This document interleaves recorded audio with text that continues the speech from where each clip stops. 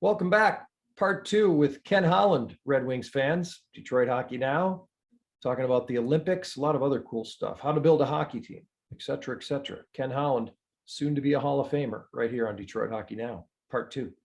Hey, how does it feel now, Ken, to have, well, obviously Steve Yzerman is working now, took over there in Detroit, and you got Jimmy Nill down in Dallas running that. I mean, it must be kind of cool to have the success kind of spread out and have your pals. Yeah, it feels good. I think, Don Waddell obviously was my assistant manager from 97, 98. My first year as general manager in Detroit. When I went from the assistant manager to the manager, I ended up hiring Don Waddell, and he did that job for a year. And then he took over Atlanta for 10 years. So Don Waddell, obviously, in Carolina now was an assistant manager. Jim Nill in Dallas was an assistant manager. Steve Yzerman, he retired in 06. Yep. He was in from 06 to 010 for 4 years. He did some scouting, went to Grand Rapids. We spent a lot of time together. He was sat in all the pro meetings. He sat in all the amateur meetings. And then I think for Steve, in 08 and 09, he ran Canada's world championship team and got to know some agents and put those teams together. And then when he was named the general manager of Canada's Olympic team for 2010, he learned a lot, I think, from just sitting in the meetings and then running his, picking the world championship team and picking the Olympic team. And then, speaking of the Olympic team, I got an opportunity to be on Steve Yzerman's staff that year as an assistant manager, being born and raised in Vernon, BC, and being a BC boy, and having a small part with Hockey Canada and Canada's Olympic team with the Olympics in Vancouver. Yeah. And obviously winning gold and being in Vancouver for 2 weeks. I don't know if you were there. The weather was 70 to 75. Well, I'm talking Fahrenheit, but it was, 20 degrees. It was beautiful. And I mean, the city was alive, and Canada hadn't won an Olympic gold in 50 years.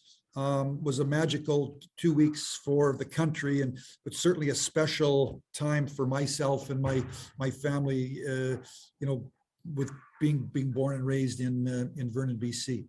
Yeah, I was actually working with your son, actually near one floor above your son at HQ in New York City at that point. Got pulled off those Olympics about 10 days beforehand, so I'm not bitter. No, no, it was an incredible. Well, the Olympics are always when NHL players are involved. It's best on best. Everybody loves whatever sport, whatever your passion is. You love best on best is always the best. So does that mean you'll be okay? You're not going to be nervous about your Oilers when they're playing in Beijing? Well, you know what, Rob? If you're not playing in Beijing, you're playing in the National Hockey League, right? And I guess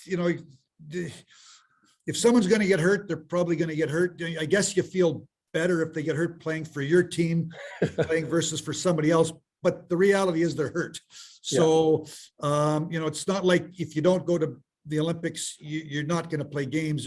When you're playing games, there's always there's risk of injury. And I can understand why some people don't want to go to the Olympics, and I certainly can understand, being part of the Olympic intent in 2014 and knowing, how important it is to the players. It's a pretty special tournament, for 2 weeks to showcase what incredible athletes, what an incredible game that we've got.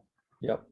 What's the secret to Ken Holland's success? Let's say in this situation with Edmonton right now, your team's, I think, 7-1. Yes. 7-1. And you just beat the Canucks here the other night.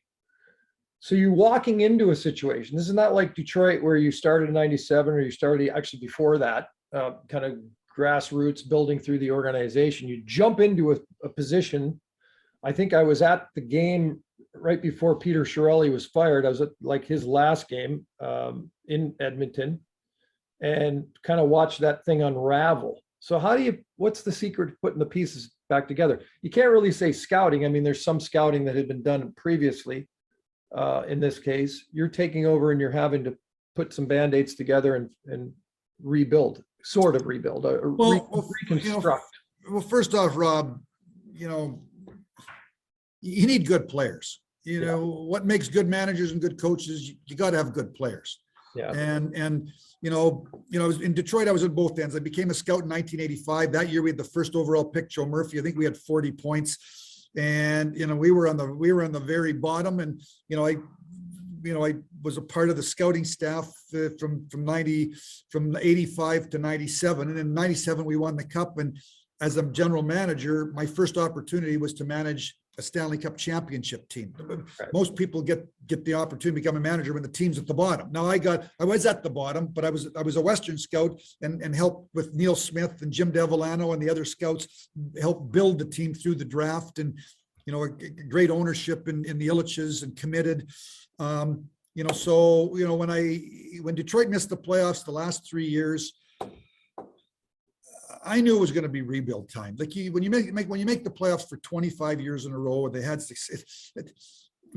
probably teams make it 10 to 15 years, and you got to go into rebuild. You get some great players, and you run them for Zetterberg and Datsuk, who are 6th and 7th round picks, and if they go in the draft today, they probably go in the top 5 picks of their draft class. So there's a major element of luck. Yeah. But those two players, along with carried the Red Wings for another decade, and carried us to a couple President's trophies and a Stanley Cup in 08 and Game 7 of 09, but the wheel turns, and so I knew that it was time for change. There was time for change, and Steve Yzerman stepped down in Tampa Bay, and I went to the ownership and I said, what, this is a great opportunity for the organization. I hold Steve, in the highest regard, not only as a player, not only as a person, but he'd been in Tampa Bay for 9 years, and he built Tampa Bay into one of the elite franchises in the National Hockey League. So I sat in a general manager's room, and I've watched what he did, and to bring. So I felt it was time for me to step aside and bring Steve home, and the owners offered me a job to be a senior vice president and be a voice for Steve, and then Bob Nicholson called me, and Daryl Cates, and I looked from afar. I obviously didn't know a lot about the Edmonton Oilers, but I did know they had Connor McDavid and Leon Draisaitl. And the year before, Leon Draisaitl was the first player in 6 years in the National Hockey League to get 50 goals and 100 points in the same season, and he's like 22 or 23. So you got the nucleus. So after I eventually made the decision to come to Edmonton. I'm from Western Canada. I played in Medicine Hat, lived in Medicine Hat from 85 to 95 in the Oilers' glory days. Calgary Flames were also a great team, so I understand the passion of the Western Canadian fan base. And I'm from Vernon, BC, an opportunity. I have personally and professionally, it made a lot of sense. I have the daughter that lives, from Vernon. We have a daughter that lives in Calgary now. Another daughter, we have 4 kids. Both daughters now are living in Calgary. Grandchildren are there. Professionally, a committed owner, passionate fan base. 2 young superstars. At the time they're 24 and 25 now, so they were 22 and 23, and just felt that. I wanted to be. I still had the energy, the juice, the passion to be. I'm 60, going to turn 66 shortly. I would have been 64 then. I felt that I still had the desire, the energy, the passion to get into the saddle and take on another challenge. And I'm excited about the opportunity. Obviously, this is the 3rd season. I feel, basically, in my mind, Rob, I think the 2 years, we were going to make the playoffs in the first year, and we were within, we had a lead, and then the pandemic hit, and then we had to go into a play-in series and lost to Chicago. And last year we finished 2nd in the Canadian division and lost in a sweep to Winnipeg. We're made some moves in this off season to try to make our team a little bit different, a little bit deeper, a little bit better, a little bit older. We'll see where it goes. Obviously, we're off to a good start, but it's 7 games out of 82. There's 75 games to go. A lot happens in 75 games. So, but I'm enjoying the challenge, and again, having nucleus McDavid and Draisaitl and Nugent Hopkins and Darnell Nurse, and we just had to kind of continue to build on that. Not bad having Mikko Koskinen step up, play well with Mike Smith hurt.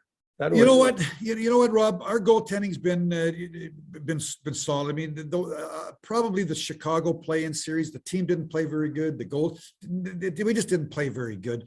2 years ago, Mikko Koskinen had a .917 average. Last year, he didn't play as well, but I think there's factors. Because he's in Finland and the pandemic, he couldn't bring his family with. So he waited until the last day to come over, and then he was in quarantine for 2 weeks. And then coming out of quarantine, we had an 8-day training camp with no preseason games. And then Mike Smith got hurt in game 1, and Koski had to play 10 out of 11 games. Coming out of a 2-week quarantine, family's not here. It's a 1-week training camp. There's no preseason games. And actually, when Mike Smith came back, he after the first 10, 11 games, because we put him on LTI, Smitty played 32 of the next 45 games, and I thought deserved votes for the Vezina Trophy. We had a fabulous year for us. And then, this year in the early going, Mike Smith was off to a great start. And, and at the end of the day, Rob, I guess I would say that's sort of the way we built the team. When I got here, Dave Tippett had really good feelings about Mike Smith. They'd been together, Dallas. Mike Smith had been around the league. I reflect back on bringing Dominic Hasek back 2 or 3 times to Detroit when he was in his late 30s and early 40s. I brought Osgood back when he was in his mid 30s. Mike Smith's been a good goalie for a long time. And we're not looking for him to play 60 games. He's 39 years of age, but it's 1A and 1B, and they complement one another. And we don't overwork either guy. And then if one gets hurt, the other one can carry the load for a while. So so far in the early going, so far so good. We've got a young prospect in Stu Skinner, 23-year-old goaltender that played really, really well in Bakersfield last year. Bakersfield won the Pacific Division Championship. He had a really good preseason this year. So right now with Mike Smith hurt, he's the backup, but I'm looking forward to getting Stu Skinner back to Bakersfield and continuing his growth as a young goaltender. And we're hoping that he can grow into an NHL goaltender. And we're going to watch and evaluate, but that's certainly the plan and the hope. But for now, Koski at 34, Smitty at 39. They give us a good 1-2 punch. We don't really have a, when it comes to the playoff time, we'll have a number 1 goalie, but I think over 82 games, they'll probably play, 40 to 45 games each. Yeah. Kenny, we just wrapped up what has just turned into a 2-parter. Okay. And I think we probably, I know we could do this. We could do like a 6-parter, because we could just keep talking hockey for the next. We could do a 12-parter, but because that's the nature of talking hockey and having a good time. But we can't do that obviously at this point. So I'm just going to wish you the best. Hopefully we get a chance to see you the next time the Oilers are in Vancouver, or when we get up there to check out the Oilers in Edmonton. But ultimately, and bottom line, congratulations again on an illustrious career, and this induction into the Hockey Hall of Fame is obviously very special. I know the folks well there. You're going to have a tremendous time, and it is, most importantly, it is a well-deserved honor, and we're very, very happy for you. I always tell people the story going back to Traverse City rookie tournaments, and I don't know if we're going to have the Penticton thing happening again with the 4 teams around here. Hopefully with Seattle, that'll be a 4-team deal.